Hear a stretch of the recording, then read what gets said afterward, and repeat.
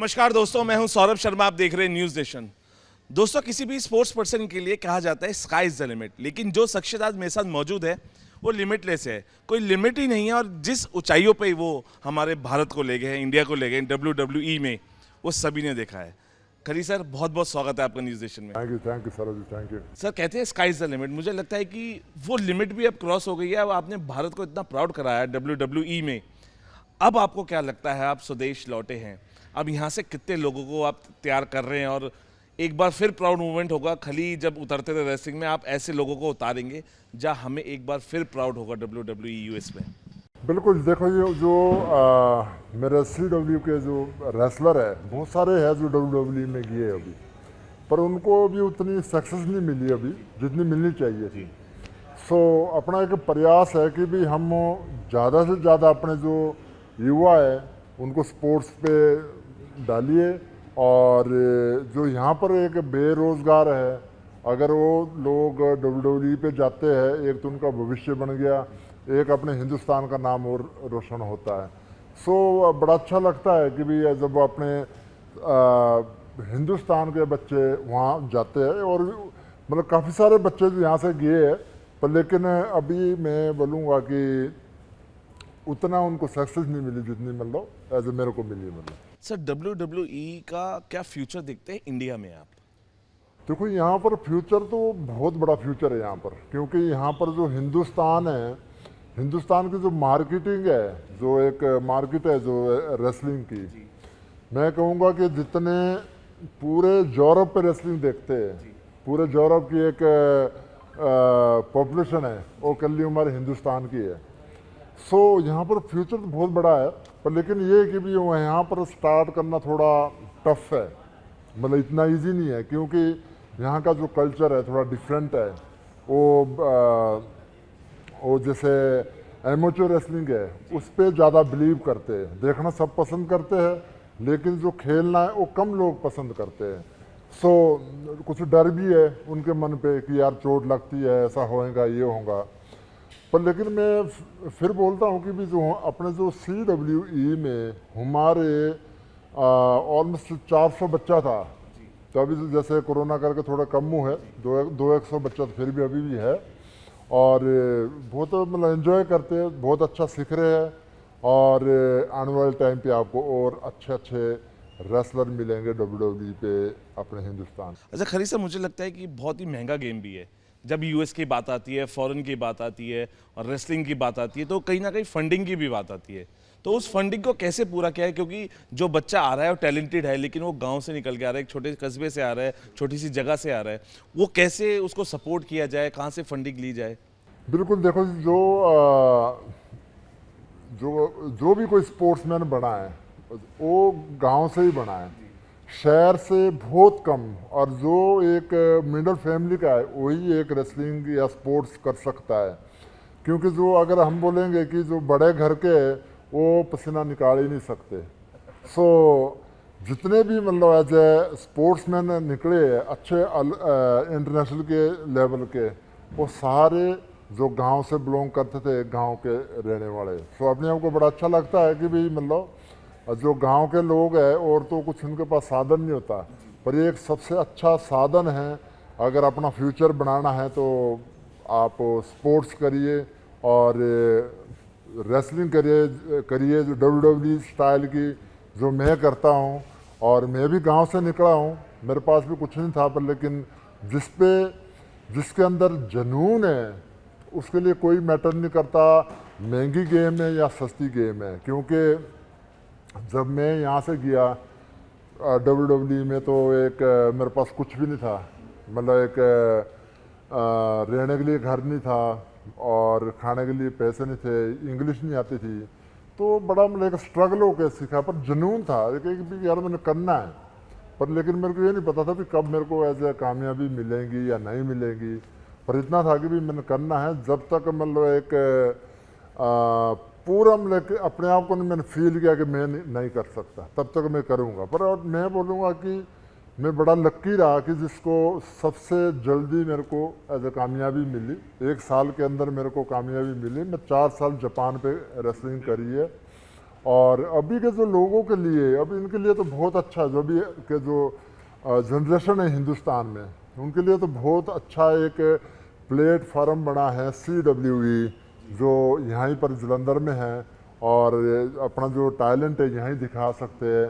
बहुत मतलब सस्ता पड़ता है यहाँ पर। अगर आपने अमेरिका जाना हो सीखने के लिए तो बहुत मुश्किल है, लेकिन अगर आपने जुनून है आपके अंदर तो आप CWE को ज्वाइन करिए, सक्सेस मतलब आपको 101% मिलेगी आपको। हालांकि रिंग के बाद बहुत सारे दोस्त आपके हैं। जब भी आपने बर्थडे सॉन्ग आपको गाते देखा जा सकता है जॉन सीना के लिए, और फाइट भी आपने बहुत लड़ी है। लेकिन अगर मैं ये सबसे टफ फाइट अगर खली की रही तो वो किसके साथ रही रिंग में?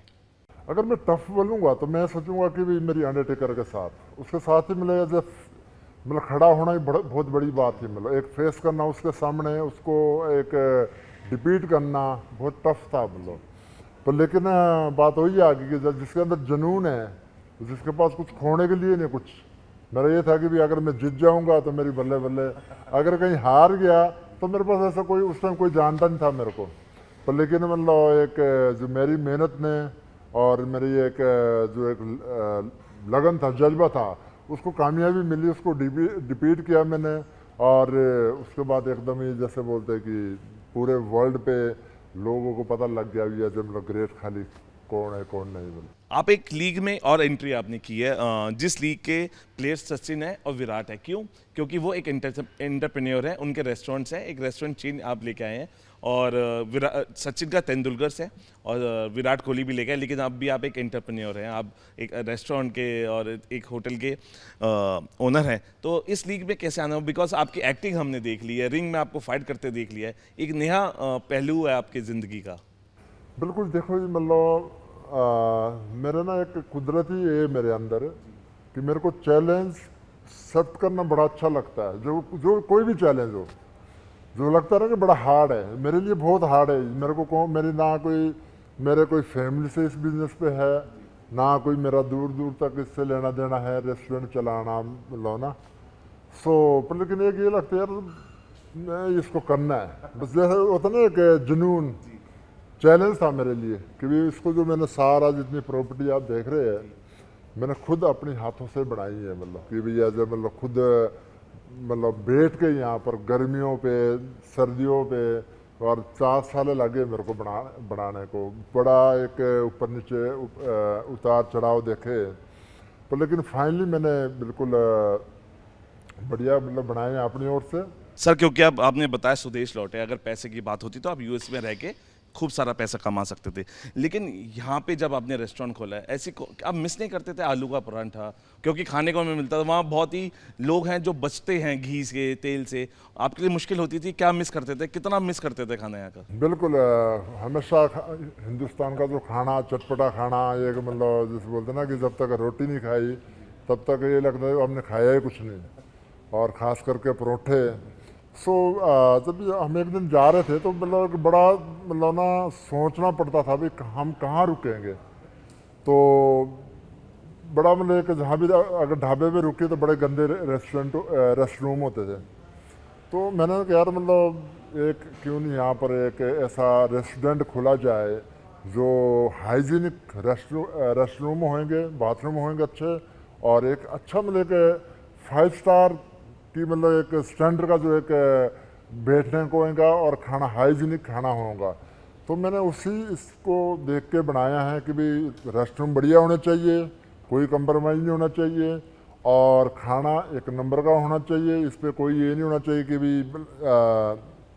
जैसे लोग बनाते मतलब तेल पे ऐसा मतलब सस्ता मतलब।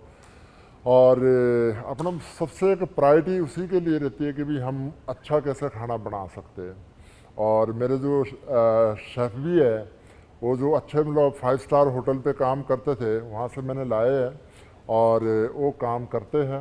और खाना मतलब इतना अच्छा, मतलब अपने मुंह से नहीं तारीफ़ करूँगा मैं, लेकिन मतलब अच्छा खाना बनाता है। जब लोगों के व्यूज़ आते हैं कि भाई अच्छा खाना मतलब खाना बहुत बढ़िया है, सो बहुत अच्छा लगता है। एक तो ज़रूरी नहीं कि पैसे के लिए कुछ करना, पैसे कमाने के लिए, मतलब मेन ये है कि भी लोगों के लिए अगर जो ट्रैवलिंग कर रहा है ताकि उसको फूड पॉइजन नहीं होए, और बाथरूम उसको क्लीन होए, कोई बीमारी नहीं लगे, खास करके कोरोना के टाइम में तो इतने डरते थे कि किसी को छींकता था तब भी लगता था कि पता नहीं मतलब कोरोना ही शायद इसी से ही आ रहा है।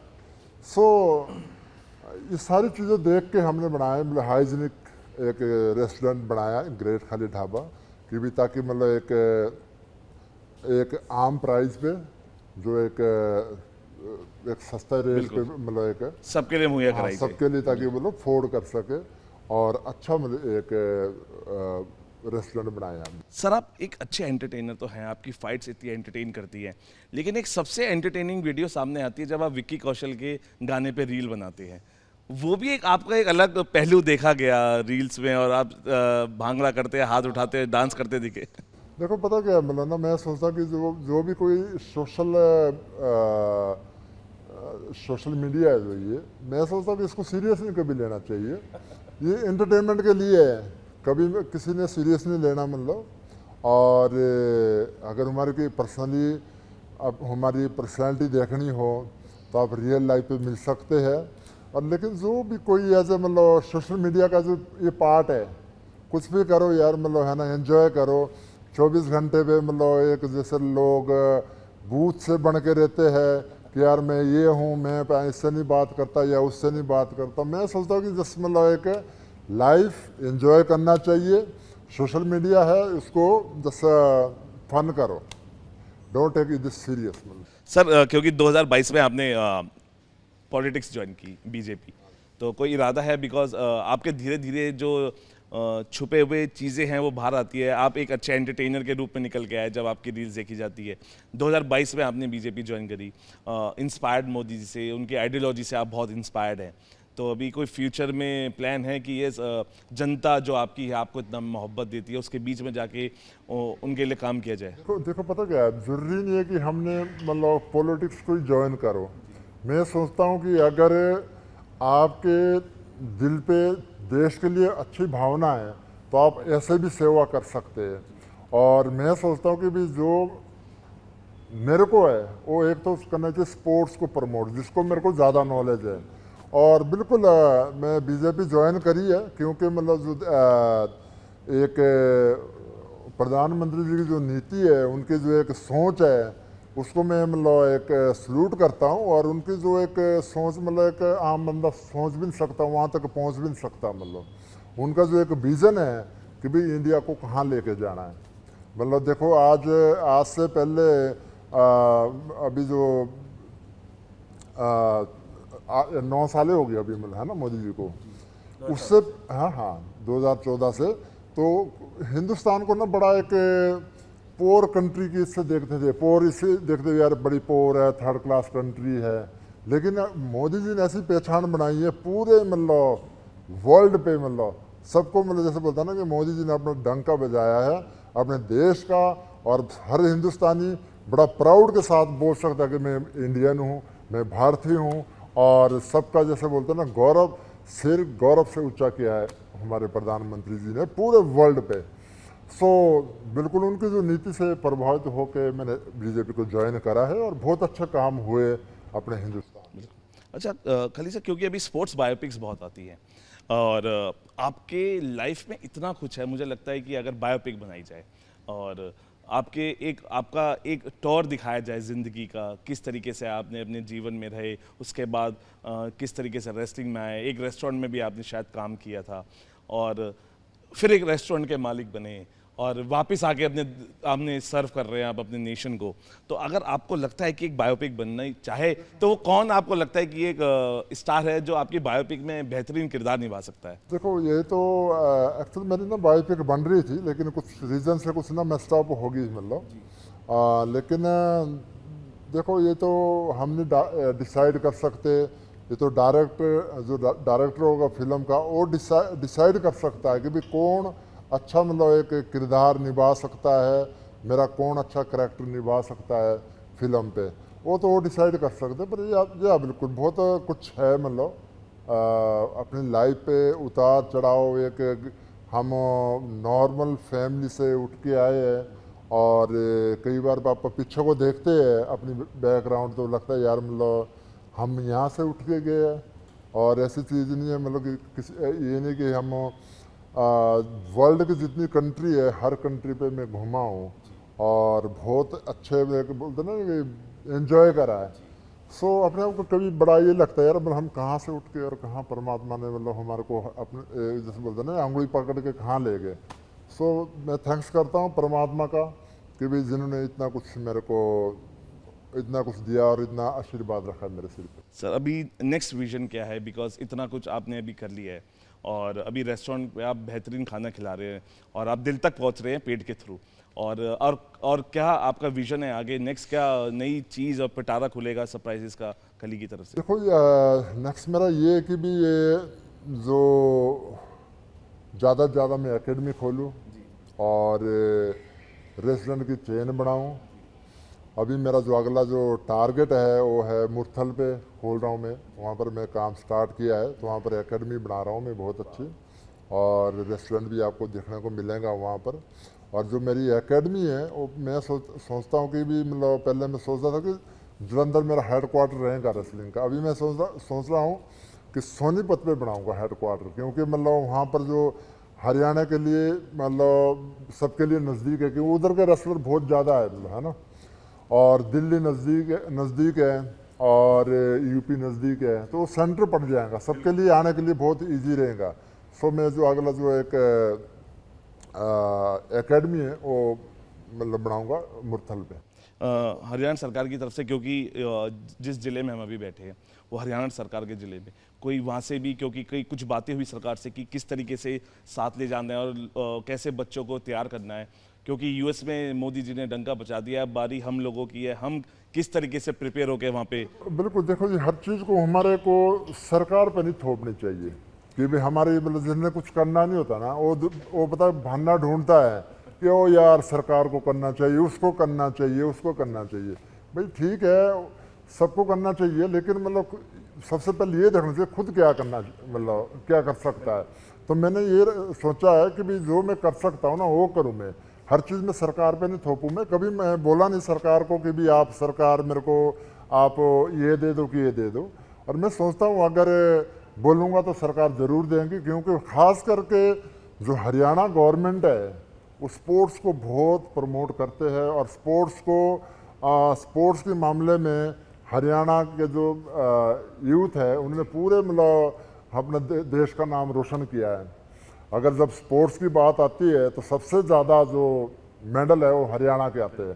तो हरियाणा के जो रेसलर लाओ, स्पोर्ट्समैन लगाओ, हरियाणा की गवर्नमेंट, इन्होंने पूरे हिंदुस्तान में हमारा नाम रोशन करा, पूरे वर्ल्ड पे दिखाया कि भी मतलब कि भी जितने भी स्पोर्ट्समैन आते हैं मेडल आते हैं हरियाणा पे आते हैं। और बिल्कुल आखिरी दो सवाल खली सर, क्योंकि दुख जब भी होता है जब सारे स्पोर्ट्समैन हरिद्वार जाके अपना मेडल बहाना चाहते हैं, वो बहुत मुश्किल से आते हैं, और हमारे जंतर मंतर पे सब बैठे थे और क्या था क्या नहीं था अलग पहलू है, लेकिन आपको लगता है कि जो इतनी मुश्किल से हम लेके आते हैं गोल्ड मेडल, आपने कई मेडल जीते हैं, वो एक प्राउड फीलिंग होती है, और जब ऐसी चीज़ें होती है तो दुख होता है अंदर से एज ए स्पोर्ट्स। नहीं बिल्कुल बहुत दुख होता है कि मतलब वो चीज़ें मतलब मैं कहता हूँ कि जो उनको गाइड कर रहा है कोई ऐसा कुछ ना, वो सबसे बड़ा दोषी है।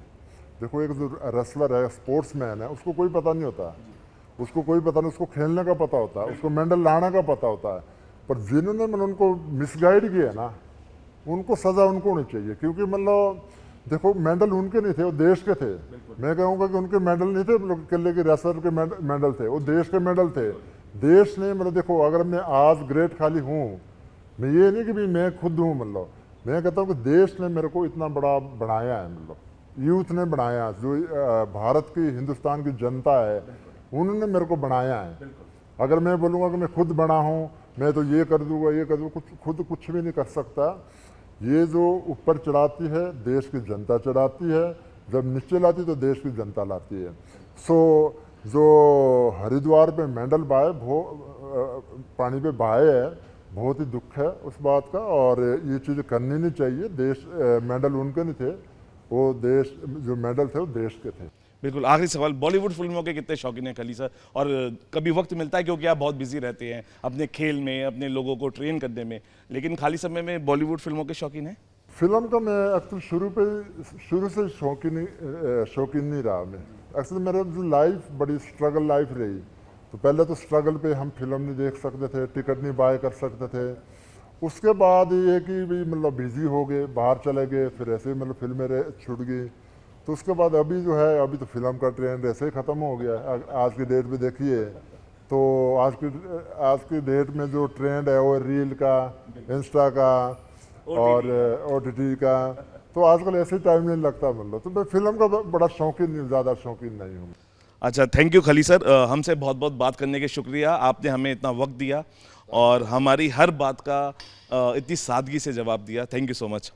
देखिए, हमारे साथ द ग्रेट खली थे। द ग्रेट खली काली गॉडेस से आता है नाम। आप देख सकते हैं कितने एनर्जेटिक खली आज भी हैं और आज भी वो अपने साथियों को इतना ट्रेन कर पा रहे हैं ताकि वो स्पोर्ट्स को और आगे ले जाया जा सके। अब अभी एकेडमिक्स खोल रहे हैं और आप आके अगर खली सर के अंडर ट्रेनिंग लेना चाहते हैं तो आपके बहुत ही नज़दीकी हरियाणा में एक एकेडमी खुलने जा रही है। आप वहाँ पे आइए, खुद वहाँ पे खुद खली साहब मौजूद है जो आपको ट्रेनिंग देंगे, आपका उत्साह बढ़ाएंगे। और अगर खेलते खेलते थक जाएंगे तो आपका पेट का समाधान भी उन्होंने किया। आप उनके रेस्टोरेंट में आके टेस्टी फूड, एकदम हाइजीनिक फूड का भी आनंद ले सकते हैं। फिलहाल अभी के लिए इतना ही। आप बने रहिए न्यूज़ नेशन के साथ।